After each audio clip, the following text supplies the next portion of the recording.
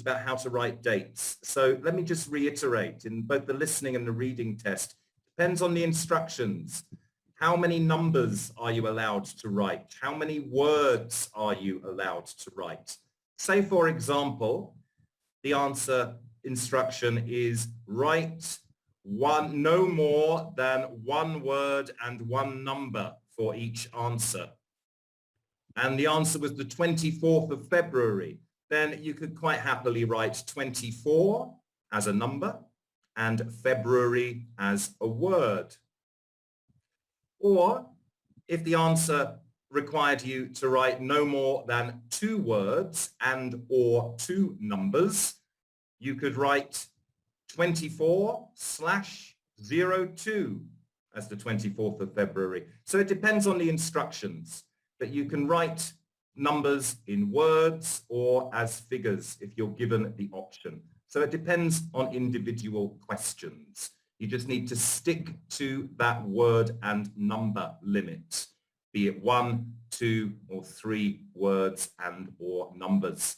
So that's why it's so important to make sure that your students are following the instructions very carefully in both the reading and the listening tests, because if they don't follow the instructions, they won't get the mark.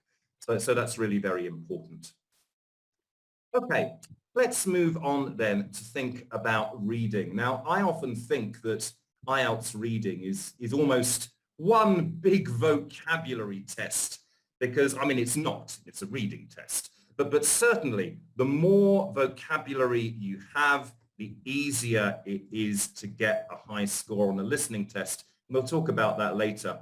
But what we're looking at today, first of all, we'll think about some of the major challenges that our students face with the listening test.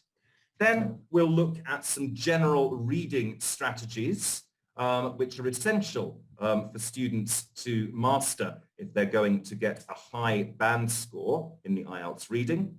And finally, we'll be looking at strategies for a couple of the trickier question types in the IELTS test. And again, if you've got any questions about this as we're going along, please type them into the Q&A and Rubina will feed them to me.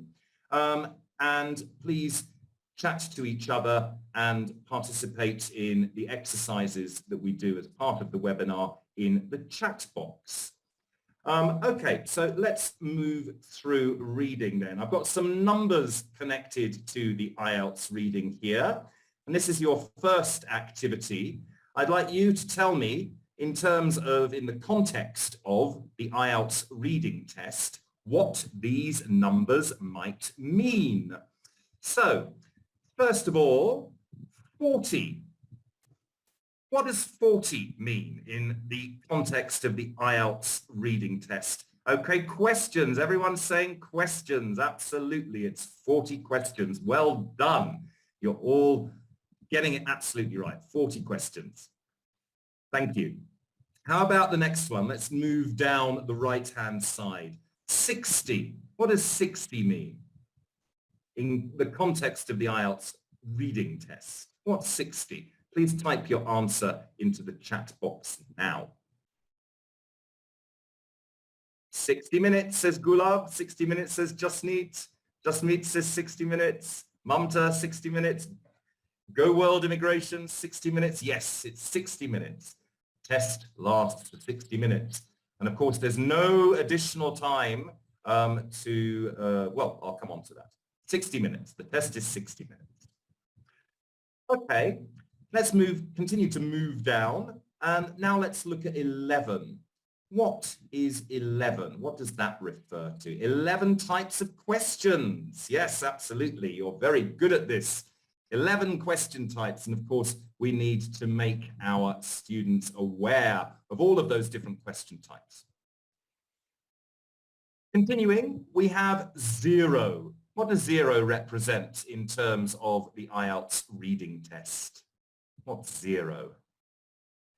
Transfer time, exactly. Well done, all of you who said that.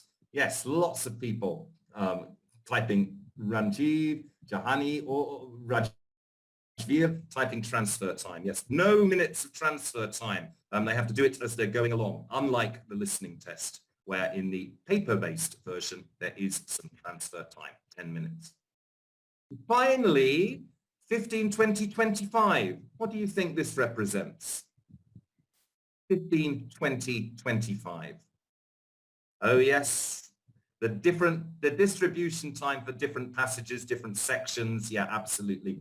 Now, a lot of people say, oh, it's 20 minutes, 20 minutes, 20 minutes. I would dispute that. I usually try to train my IELTS students to spend less time on the first section because it's always easier. So they don't need to spend as much time as they do on the third section.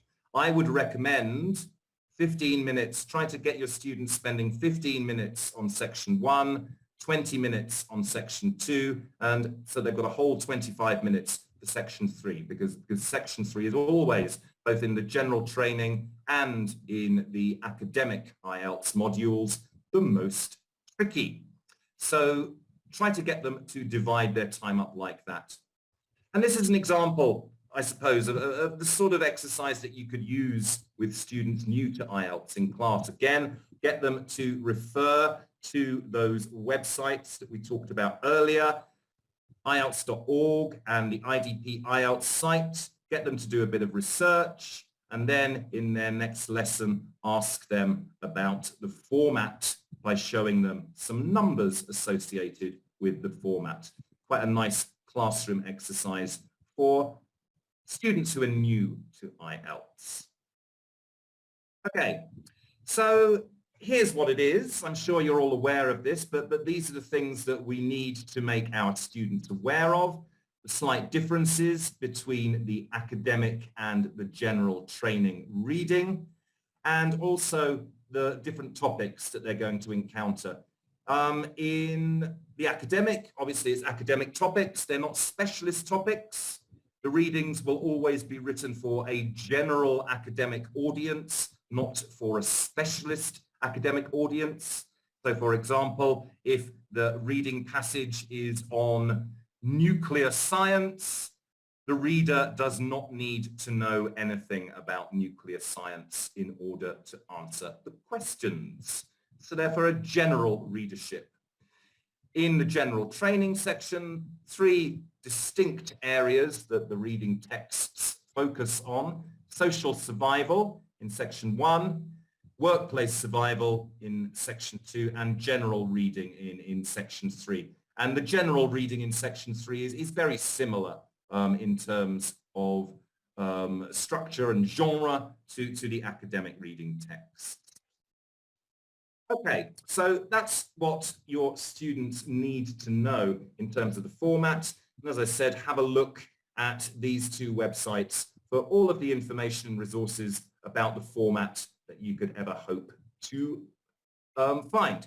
IELTS.org and IDP IELTS, click on Prepare. And don't forget our Burlington English site, which has got some excellent explanations and resources too. Okay, let's move on to start thinking about the major challenges that your learners face with the IELTS reading. And Dr. Meenakshi has already said time management. Harmeet says matching headings, time management, summary, multiple choice questions, understanding questions, headings, labeling, true, false, not given, all sorts of answers coming through. Yeah, I agree with you. This is what, in my experience as an IELTS teacher, all of these things can be challenging for our students. Let's have a look at some that I've come up with. So time constraints. 60 minutes is a lot. There's no way they're going to read those 3 huge academic texts in 60 minutes if they try to read them from start to finish. So that's something we need to discourage as teachers. Because I think in the academic reading texts, each of the texts is 2,000, 2,500 words long, far too much to read and answer cognitively demanding questions in such a short space of time. Also, as the texts get more difficult, many students have difficulty with understanding the vocabulary. I think we need to give them some skills to handle unknown words so that this doesn't completely throw them during the reading text. Some of the question types are trickier than others. You mentioned a couple in the chat just now, for example, matching headings, true, false, not given, and we'll have a look at a couple of those and strategies that you can teach your students for those question types a little later on. Again, like with the listening, they must read and follow the instructions, otherwise they'll lose marks. And again, this is things like being aware of whether it's one word, two words, a number. What does the rubric require you to write in terms of your answer? This again was mentioned in the chat. With so much to read and so much to do in such a short time, students can get distracted, spend too long on one particular question or looking for one particular word and lose focus of what they're trying to achieve, which of course is to answer all of the questions and to get as many of them right as possible. Same as with the listening. If they don't get the spelling and grammar right, they won't get the mark. So it's worth spending some time in class drilling grammatical structures and making sure that their lexical resource is accurate as well as wide. Let's have a look then at the reading question types then. There they all are, all 11 of them. And what I'd like you to do, please, is first of all have a read through those. And secondly, could you type into the chat box which of these question types do your learners have the most difficulty with? You can just type the number or you can type the whole thing. Multiple choice questions, summary, headings, 3, 4, and 5. Yeah. Multiple choice, number 8, sentence completion, summary, true, false, not given. Okay, so lots of difficulties there. Of course, we don't have the scope within the next 50 minutes to look at strategies for 12 different question types, unfortunately. But we will have a look at 2, which I found as an IELTS teacher, most students, even very high-level students, have difficulty getting their head around. So,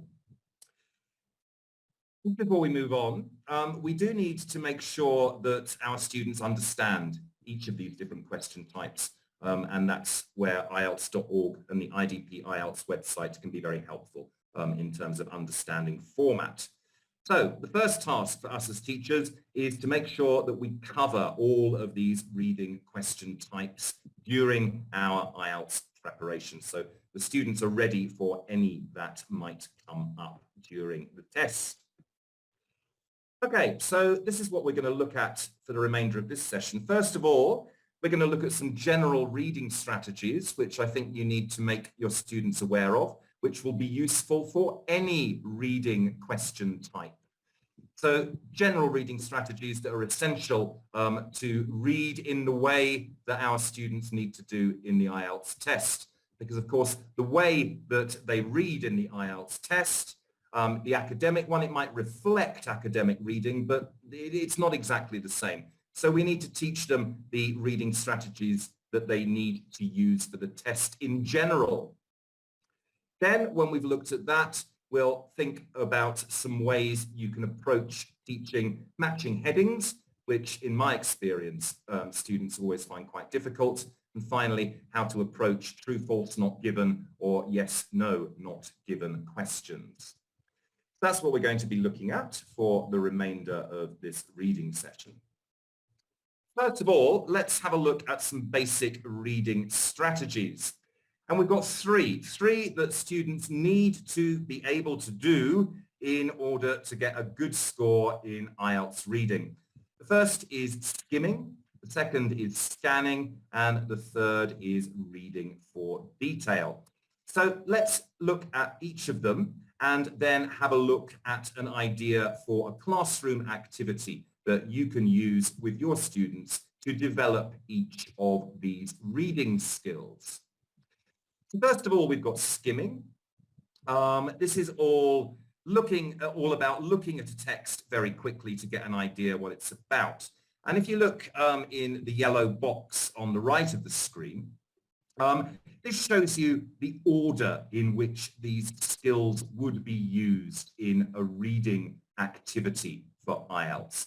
First of all, in general, for every single different reading question type, they skim the text to find out what it's about. That should be very quick, a matter of seconds. Then they have a look at the first question, and then they identify keywords, perhaps. They underline certain parts of the question, perhaps.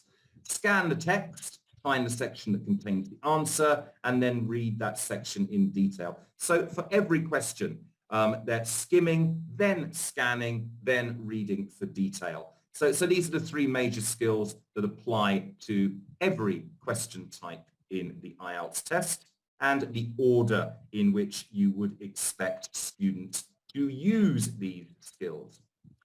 So we begin with skimming, which is basically reading the gist, and this is reading very, very quickly to get an overall idea of the text. And this is when students find out what the text is about, and perhaps the genre of the text as well. Is it from a book? Is it a letter? Is it, what is it? What's the genre of the text? So let's have a look at an activity you can use to encourage students to practice skim reading. It's all about reading very quickly. What you want to do here is develop students' ability to read fast and get a very general idea about the text. So I'm going to show you an activity that you can use in class. I'm going to show you some texts from a general training reading test. What I want you to do is to tell me what type of texts are they. There's more than one. So in general, what type of texts are they? I'm going to show them to you for a very short time, and when you think you know what type of texts they are, please type your answer into the chat box. So have a look at these. What type of texts are they? What's the genre?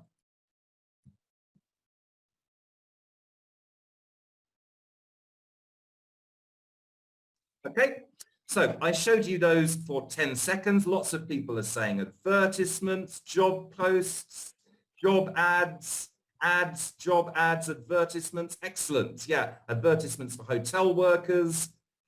Excellent. Okay, so this is a key skill that you want your students to be able to do. You want them to be able to look at a text for a few seconds and say, that text is about X or Y. In this case, advertisements. The texts that we just saw were all job advertisements. And it's very important for students to be able to do it very quickly. What should they be looking at? What features of the text should they be looking at in order to be able to get information out of it very quickly? The title, says Justneet. Yeah, absolutely. What other text? Headings, pictures, says Annie. Dates, says Justneet. Titles, yeah. Headings, subheadings, titles, pictures, maybe even the first few words of each paragraph, footnotes, headings. Yeah, any of these things that can help them to understand in just a few seconds the theme or topic or genre of the text. So we need to train them how to do that. And the skills that you used to identify that the text I showed you were advertisements were skimming skills. So that's skimming, and it applies to everything. So lots of things you can do in class. You could use a simple one like this, and you can build up to more and more complex texts, flash it up, or let them look at it, a print copy, for 10 seconds, and get as much information out of the text as possible. If you do that frequently and keep reminding your students that's what they need to do, they will become competent at skimming. Okay, let's now move on to the second general skill, which is the skill of scanning. And this is all about locating information in a text. And in terms of locating information, you're looking for perhaps names or numbers or keywords related to what is presented in the question.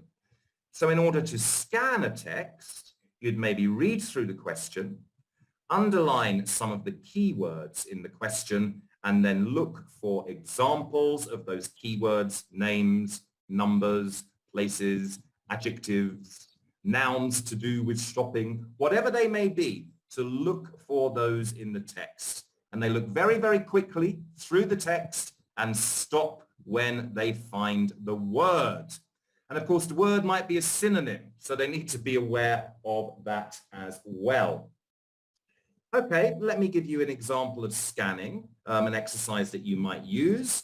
I'm going to put another text up on the screen now, and I'm going to ask you a number of questions. See how quickly you can find the answer in the text and type it into the chat box. Okay, so this is taken from the middle section of an IELTS academic reading. So my first question for you is this. What colours are mentioned? What colours are mentioned? Please type your answer into the chat box. Black, excellent. Black, cyan, yeah, exactly. See, you found that really, really quickly. All of those of you who are typing the colours in the chat box, and there are hundreds of you, you're good at scan reading. That's all you needed to do, to look very quickly through the text until you find a colour. Excellent. Let's have a look at one more. What does LGV stand for? What does LGV stand for? Type your answer in the text box. Laser guided vehicles. People are very quick off the mark. Okay, well, that's another example. If you found laser-guided vehicles in paragraph C, you practiced the skill of scanning, finding specific information. One last one. Which paragraph, and this time you can just type B or C, which paragraph mentions a particular newspaper, B or C? Which paragraph mentions a particular newspaper? Well, some people say B, some people say C. A particular newspaper. Well, all those of you who have typed C, well done. It's the Sydney Morning Herald. Although the word newspaper appears in paragraph B, the name of a particular newspaper only appears in paragraph C. And yes, it's the Sydney Morning Herald. Okay, so again, very simple things that you can do in class with your students. Give them an IELTS text or any text and get them to find specific pieces of information as quickly as possible. Again, this is a test of their ability to read quickly. And this is what they need to be able to do in the IELTS test, because believe me, there's not enough time to read each of those great long texts, especially in the academic reading, from start to finish. Okay, so finally then is reading for comprehension. And the pieces of text that students or test takers do need to read in more detail are quite small. Only the pieces of text where they think the answers are found. And this is reading for detail, which basically means reading for full comprehension. And I think that one of the biggest problems that students have with full comprehension is that often there are lots of words they don't understand and they don't have a strategy for guessing the word from context. There are a number of things you can do to help them practice this skill. One way is substituting a word with a nonsense word, like I've done in this example. So it says the emergency workers spent almost 3 days without a break checking the area. By the end of it, they were completely bong-boolly-bold and everyone went home for a long sleep. So what does bong-boolly-bold mean? People are saying very tired, exhausted. Exactly. So you have just worked out that meaning from context. What context did you use? What told you that the meaning of bong boulebold is actually tired or exhausted? What clues, either before or after the word? Without a break, says Annie. Long sleep. The tone of the text. Work 3 days without work, says Cyril. Completely 3 days work. Yeah, all of these are clues. They went home for a long sleep. They must have been tired. They worked for 3 days. They must have been tired. So this is a technique that we can use to introduce our students to thinking about how they can work out the approximate meanings of unknown lexical items in IELTS reading texts by looking at the context. Now, it may seem obvious to us as teachers, but in my experience, it's often not obvious to students, even if they would do something similar in their own language. Okay, so that's one way you can help them to guess meaning from context. The other way is that you can point out some specific text features. Let's have a look at this one. This is taken from an IELTS reading. Numerous creatures, including humans, are largely diurnal. That is, they like to come out during the hours of sunlight. So yeah, you're all typing in active in the day, diurnal, active in the day. Excellent. So yes, that's exactly what it means. What is the grammatical bit of the sentence? There's some grammar words in that sentence which tell you what diurnal means. What are those words? That is, Komal has typed. Yes, well done. Mohit says that is. Yeah, Jagjit says that is. Yeah, it's that is. Huh? That is means now I am going to define diurnal for you. And I think it's well worth teaching our students examples of these defining terms, which will often appear in reading texts to give the reader a clue as to the meaning of a difficult piece of vocabulary. We've got some more examples in orange in the lower part of the screen. For instance, such as, a type of, for example. All of these indicate that the writer is about to explain the meaning of a term that they have used. In this case, the term is diurnal, and the writer is using that is to show the reader that she is going to explain that term in the following words. Okay, have a look at another example. This is slightly different. So lush vegetation was beautiful in contrast to the parched environment of the surrounding desert. So the word is parched, yeah, people are saying barren, dry, yeah, not enough water. What's the signpost here? What language is signposting that meaning of parched? Which in contrast, exactly. Everyone who's typing in contrast into the chat box. Excellent. Yeah, that's exactly it.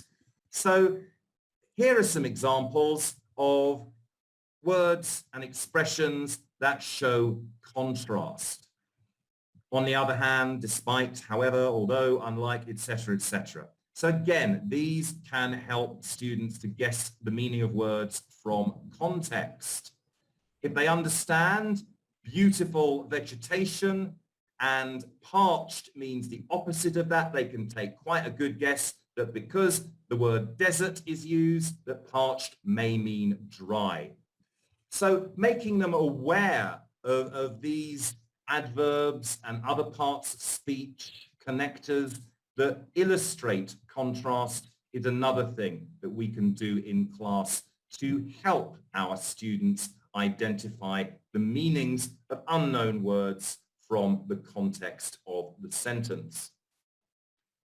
Okay, so here's one final way that you can do this, is that you can choose an IELTS reading text and you can put together a series of multiple choice questions in order to help students understand the meaning. So I'm sure you all know what futuristic means. Type your answer in the chat box. Is it A, B, or C?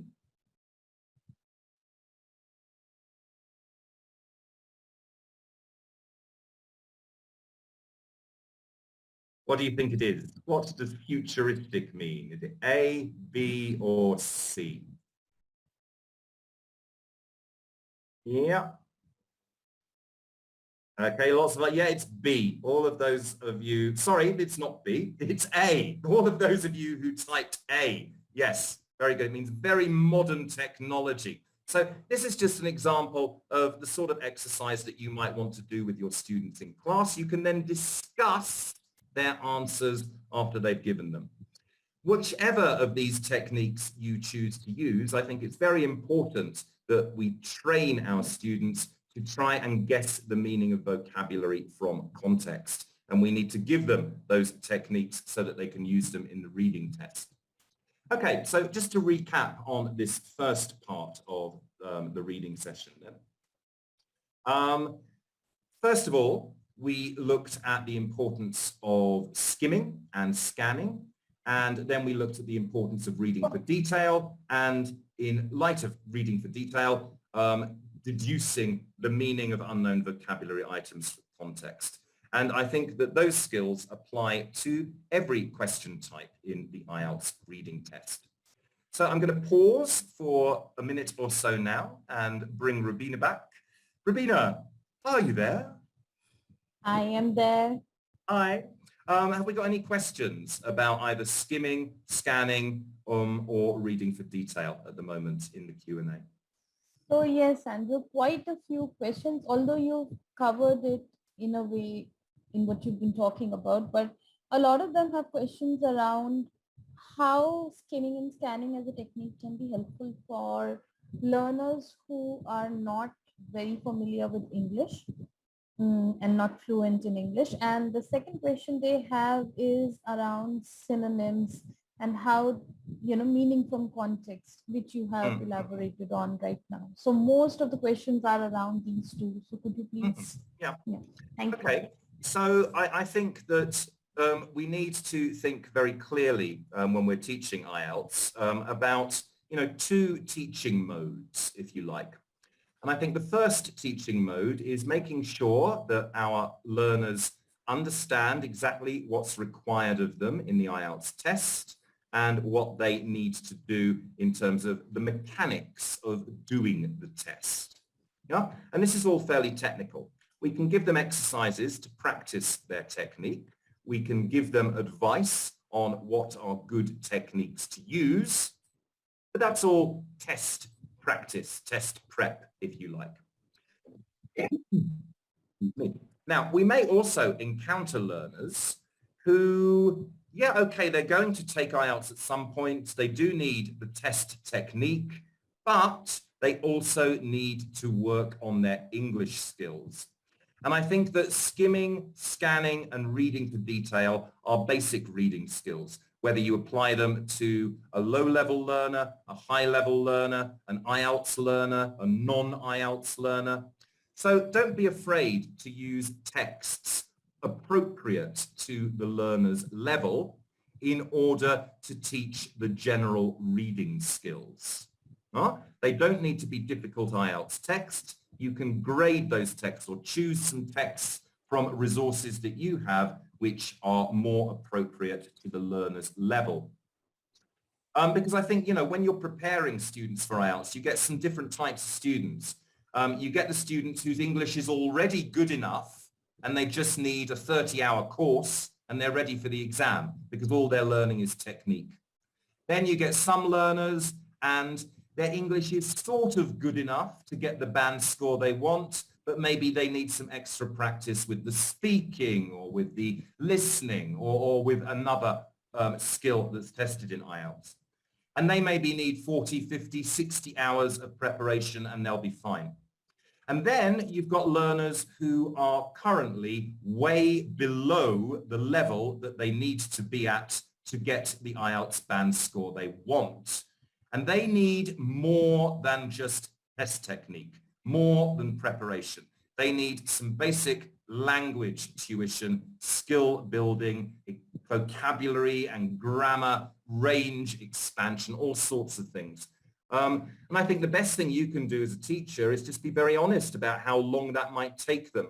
Don't forget that the IELTS partners reckon in general it can take a learner between 120 to 200 hours to move up between IELTS band scores. So I think it's our job as teachers to encourage our students and test takers to be realistic about what they might achieve. And if they need some remedial practice, then choose texts at an appropriate level. I think that's answered one of the questions, Rabina, and I can't remember the second one that you asked me, so maybe you could remind me what that second question you just posed was. The second question was to do with synonyms and meanings from context. Yeah.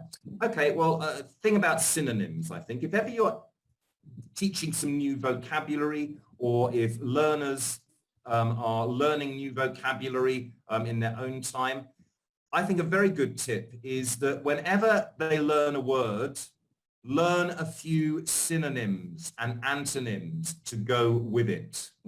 So don't just learn the word happy.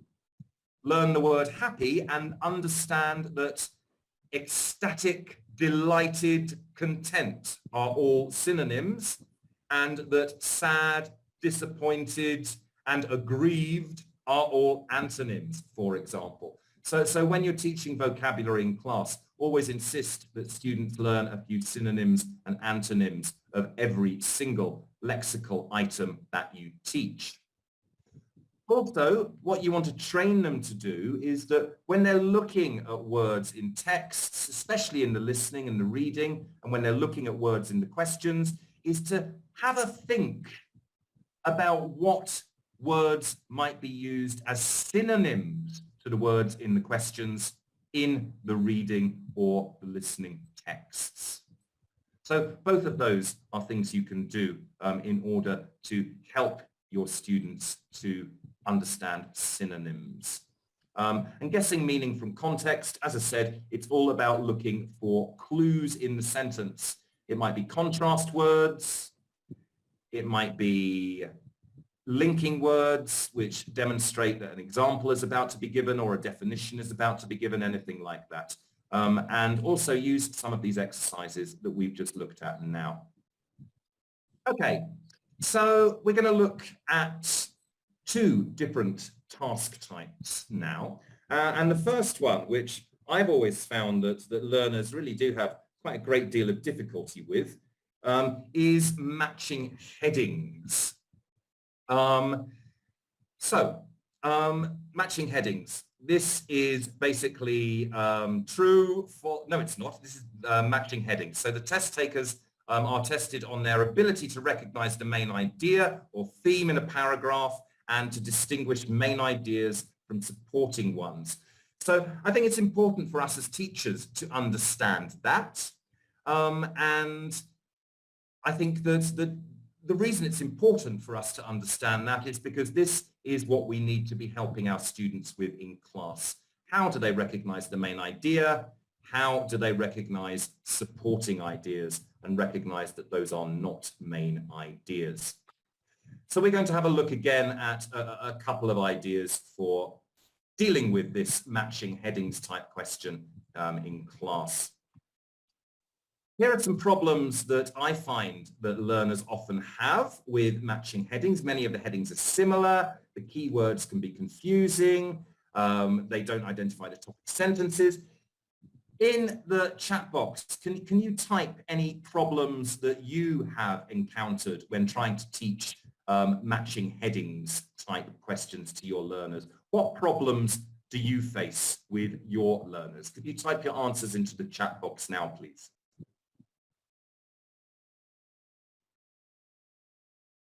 Yeah, the headings are very similar.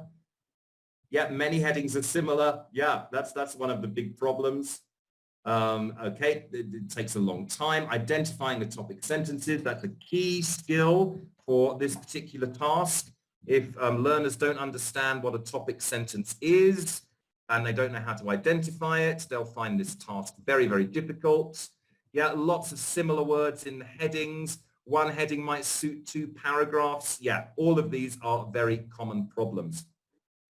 Talking about topic sentences, I think it's important that we make sure our learners understand the conventions of English language academic texts.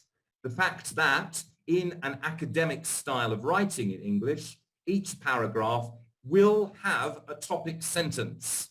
And certainly in IELTS, it will have a topic sentence. So being aware of what a topic sentence is and how to find it is a key skill that we need to make our learners aware of.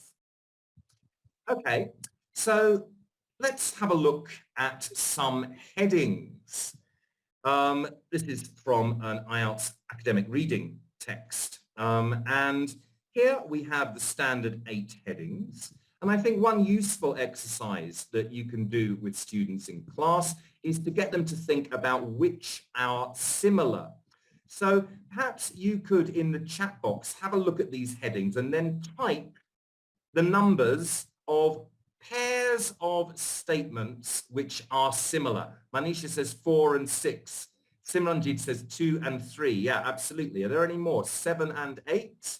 4 and 6? Yeah. So this is one good exercise that you can do in class. Give them not the reading text, but the set of statements, the set of headings, and get them to think about which are similar. Excellent. We've got some good answers coming into the chat here. I've highlighted a few words. So as you can see that, 1 and 9 are similar. Farming is contained in 2, 3, and 7. Government policy in 4, 5, 6, and 8. And food security is mentioned in both of them. So one thing about this is if learners are doing this mentally, either underlining or just doing it in their minds, this is quite useful when it comes to deciding which heading goes with which paragraph. If you can try and narrow it down, so you've only got a couple to choose from, then that's a much easier choice.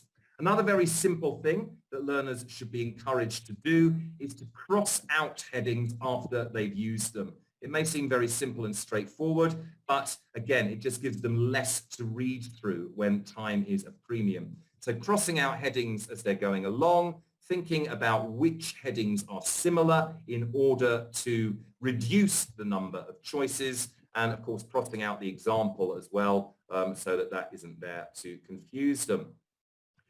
Okay, so strategies then for dealing with this type of question are listed on this slide. So I'll just give you 30 seconds or so to read through those, and then we'll talk about them and look at some ideas for activities.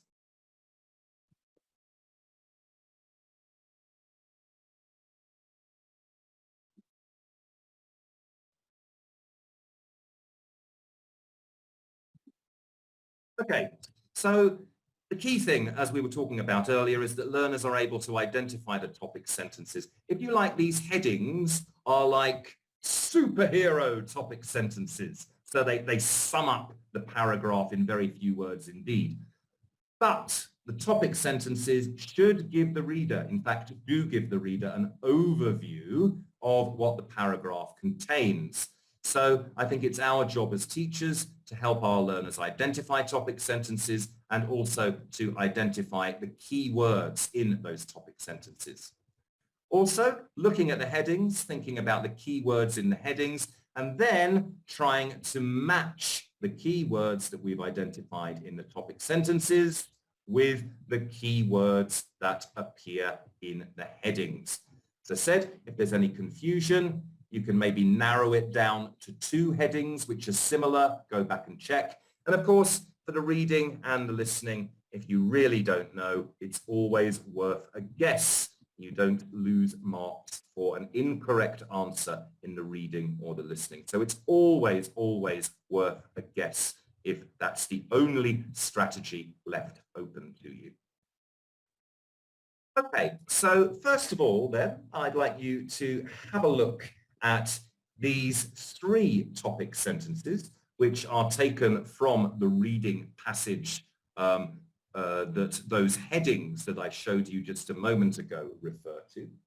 So have a look at the topic sentences. And what I'd like you to do, first of all, is to think about what are the key words in these topic sentences. Which words would you maybe underline or get your students to underline? Let's go through them one by one. So first of all, in sentence A, what do you think are the key words in sentence A? Got environment, government, role, environment management, government, inescapable, role of government. Yeah, absolutely. Let's move on to E. In poorer countries, government policy often causes many other types of damage. What do you think are maybe the key words in sentence E? Poorer countries, types of damage, yeah, good, causes, government again, policies, poorer countries. Yeah, absolutely, all very good choices for keywords that you might underline. And finally, in F, please type into the chat box what you think might be the keywords in sentence F. Result, yeah. Uruguay negotiations, Uruguay subsidies, yeah, reducing farm subsidies. Yeah, all of these are very good ideas for the words that you might encourage your students to underline. And do go through this sort of thing with your students in class. They need practice doing this. It's not something I think that comes very naturally. Okay, so here are some keywords that I've underlined or highlighted in these topic sentences. We've got governments, environmental management, poorer countries, etc., etc.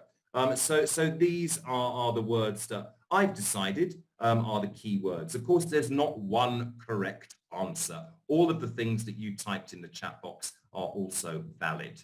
So you need to get them into the habit of identifying what the key words in the topic sentences are.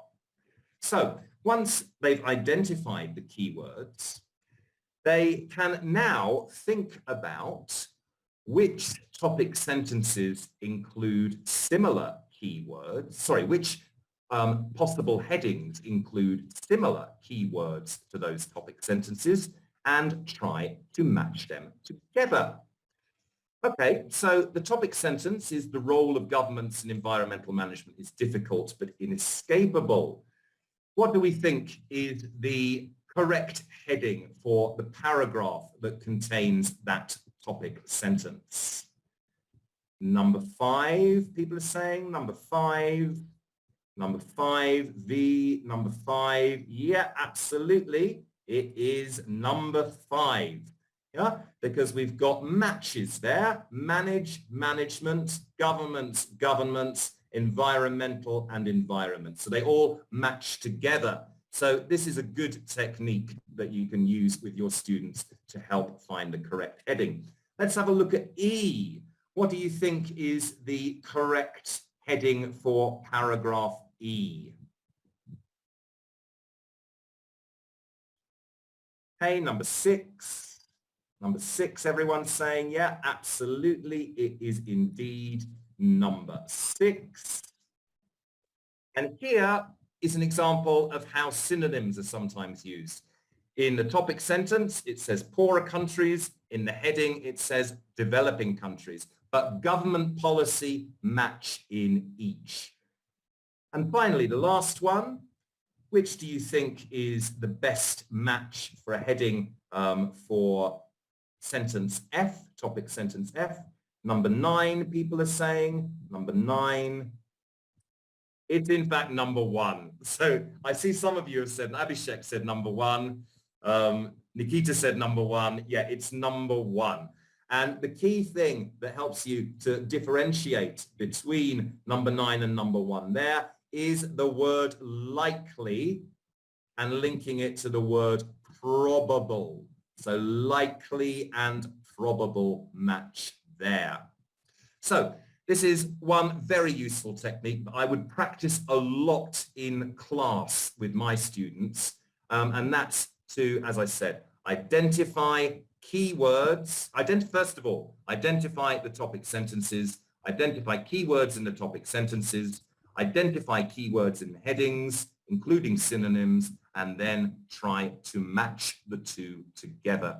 And if you're aware that some of those headings are similar, that can help you to narrow it down if you're not 100% sure of your choice.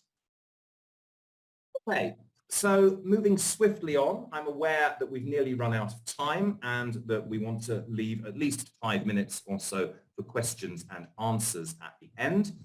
Here's another question type that, in my experience, learners have great difficulty with, which is identifying information, i.e. true, false, not given, and also identifying the writer's views, claims, yes, no, not given. Question for you. Which do your students find the most difficult? True, false, not given, or yes, no, not given? And you could maybe type TF or NG into the chat box. True, false, not given. Yes, no. Oh, it's a mixture. Both. Yes, I think both are quite difficult.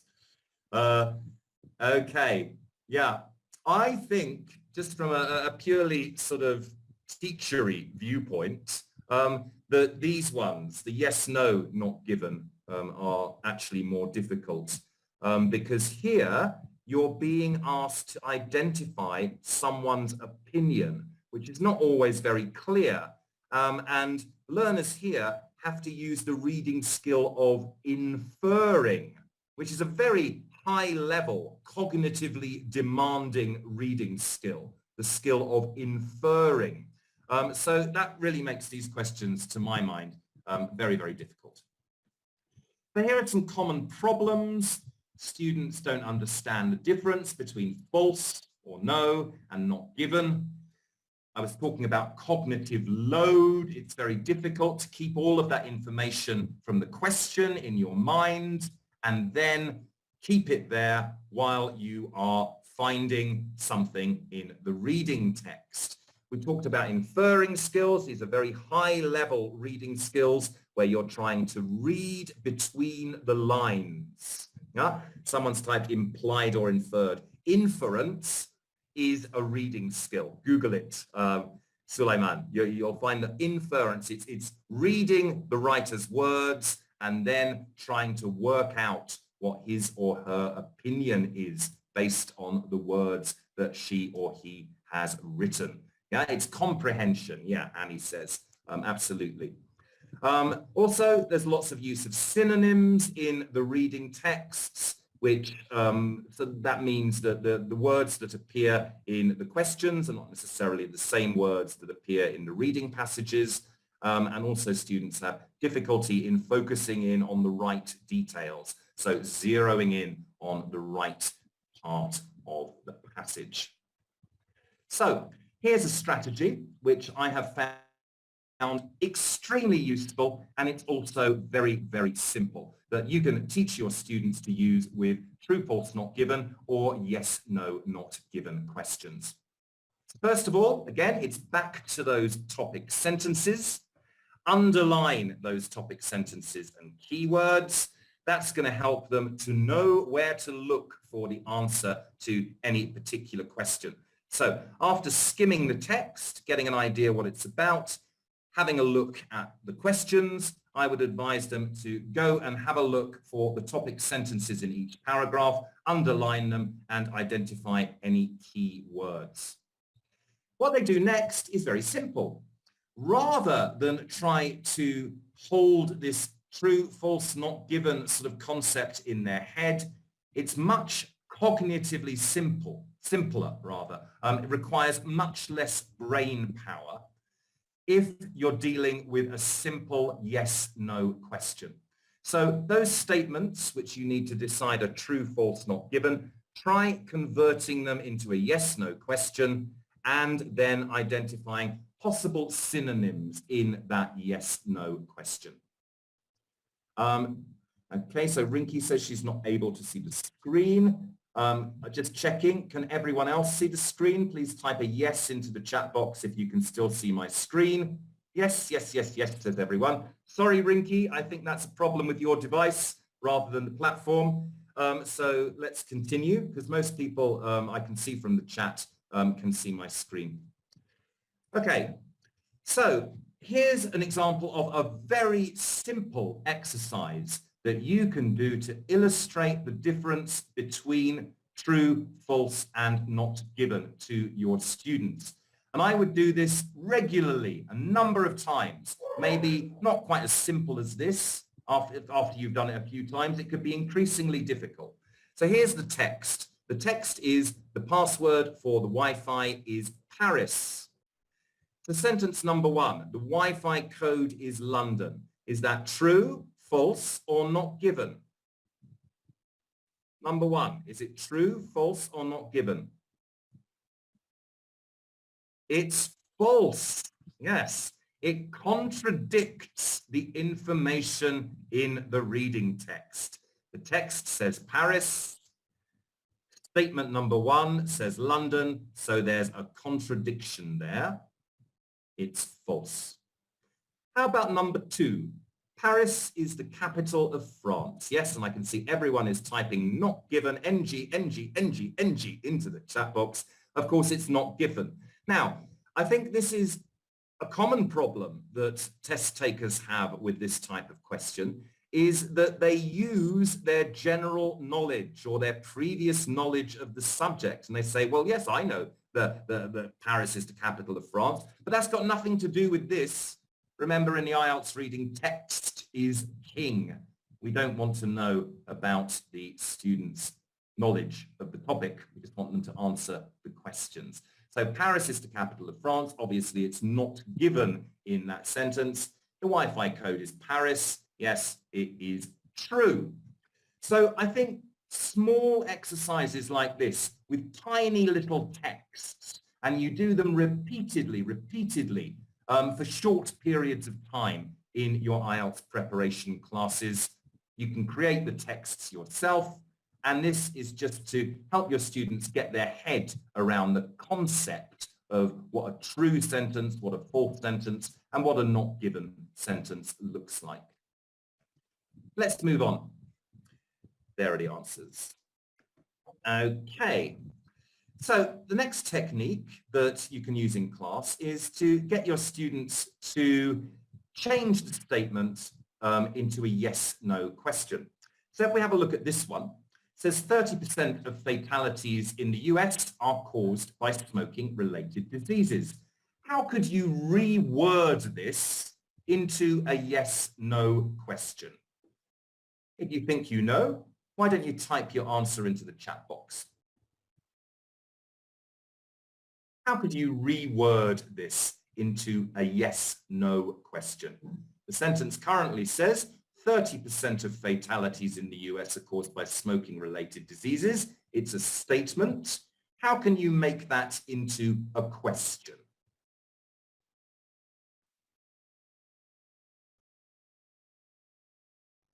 Okay, we've got some good things coming into the chat, but it's a question that I want. And so a question, yeah, I think Cyril's got it. Yeah. Yeah, Anandita's got it. Yeah. It would look like this. Are 30% of US fatalities caused by smoking-related diseases? Now, by changing it into a question where the learner simply has to answer yes or no, or it's not there, is cognitively a much easier task than looking at a statement and then trying to decide if it's true or it's false or it's nowhere in the text. So I would recommend that you get your learners to practice turning the statements into questions. Now, once they've turned the statements into questions, you could take it a bit further and you could ask them to think about which are some possible synonyms or paraphrases that might appear in the reading passage that are used instead of the words in the question. I've identified these fatalities. caused by, and diseases. So yeah, people are saying that fatalities could be deaths, absolutely. Illnesses could be diseases. Due to could be caused by, yeah, absolutely. Yeah, all of those are really good answers. And here are some of my ideas as well. So as they're looking at the statement and turning it into a question, get them to not necessarily write down. You could get them to write it down in class as you're practicing this. But what we basically really want them to be able to do is to look at the question, look at the statement in their mind, turn it into a question, and then also have a quick think about possible synonyms. And if they do all of these things, they'll have a much better chance of getting the question right. Okay, so let's see if you can get the question right. Here is the question, and there is the text. Can you type your answer in the chat box? Is the answer to this question true, false, or not given? So if you phrase it as a question, is it yes, no, or the answer's not there? What do you think? I'll give you 1 minute to have a quick scan of the text and see if the answer to this question is true, false, or not given. Okay, some people are saying yes, some are saying it's true, some people are saying it's false, some people are saying it's not given. I shall give you another 15 seconds or so, and then I'll tell you the answer.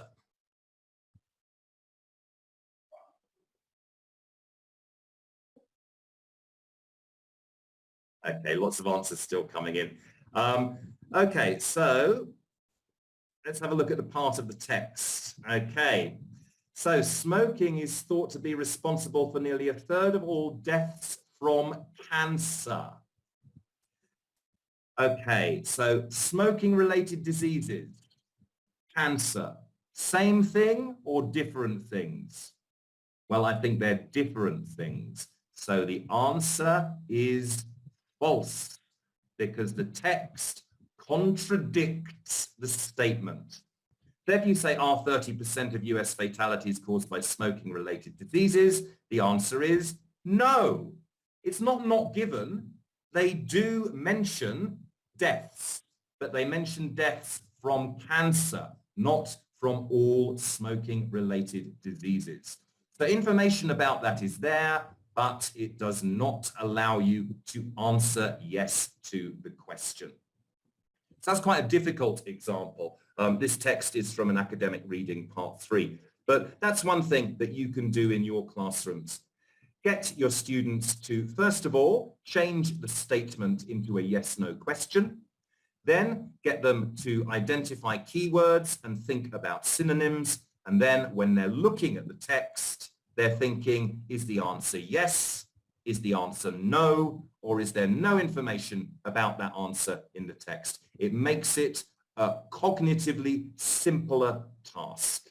And if students can do this in their head while they're in the IELTS reading test, they will find it much easier to attempt this type of question. Okay then, so we've looked at some general reading strategies. We've looked at some particular techniques for matching headings and true, false, not given, yes, no, not given questions. Hopefully you've got some ideas that you can take away and use. I think the most important are that skimming, scanning, reading for detail, absolutely essential reading skills. And then identify the types of reading question that your students are having most difficulty with. You've got some strategies for 2 question types here. Ask your students, find out what they need, and then help them with other question types as needed. But at least you've got some ideas to start off. So we've come to the end. I realize we've run over slightly, but if there are a few questions in the Q&A, Rabina, we'll continue for a couple of minutes and see if we can answer a couple of them. No, Andrew, no questions. Okay, so if you think of any questions, you can maybe ask them tomorrow, because tomorrow we will be back with some ideas for teaching IELTS writing and IELTS speaking.